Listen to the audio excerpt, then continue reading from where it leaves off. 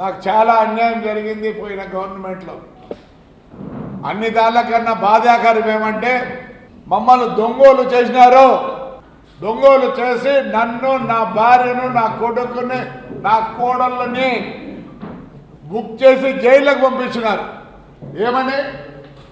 మేము బస్సులు దొంగ విధించినామని. అయ్యా చూడండి అయ్యా, ఇది పంజాబ్ గవర్నమెంట్, ఇది మా మెడ్రాస్ గవర్నమెంట్.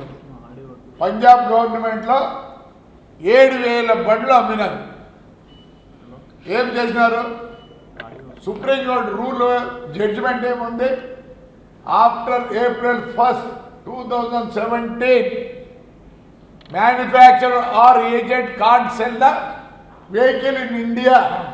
బాగా చూడండి, can't sell the vehicles in India if by chance they are sold.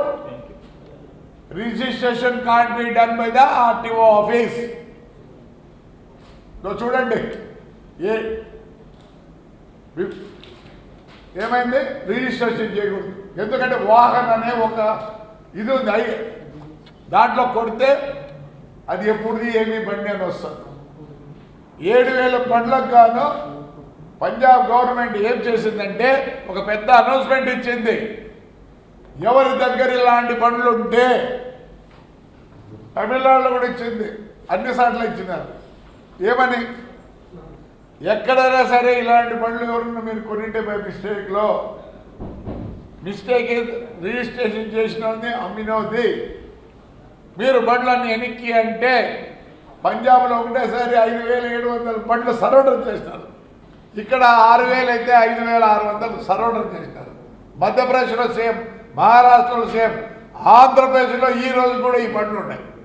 ఇది మొత్తం మిస్టేక్ మ్యానుఫ్యాక్చరర్ది. అందుకని ఏం చేసినారు? ఎవడేడు రిజిస్టర్ చేసినాడో వాళ్ళకన్నీ ఉద్యోగాలు కూడా పోయినాయి. మరి ఈయన ఎవరికి పోయింది? ఈయన నన్ను, నా భార్యను, అందరినీ లోపలేస్తారు. ఏమయ్యా? నన్ను, నా భార్యను లోపలేస్తారు, నా కొడుకునేస్తారు, నా కోడల్ని వేస్తారు. మొత్తం మాకు ఎంత చెడ్డ పేరు వచ్చిందంటే మేము దొంగల మాదిరి మధ్యరాత్రిలో వచ్చి ఇంట్లో పట్టుకొని పోతారు.